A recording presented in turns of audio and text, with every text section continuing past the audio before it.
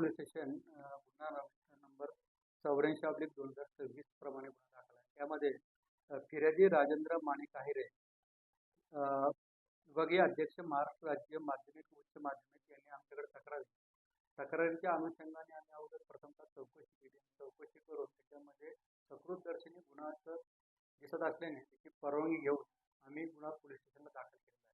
त्यामध्ये आतापर्यंत जे नमूद केलेले आहेत तक्रारदारांनी 19 आरोपींचा उल्लेख केलेला आहे. त्या संबंधी आता आम्ही पुढील तपास करत आहोत.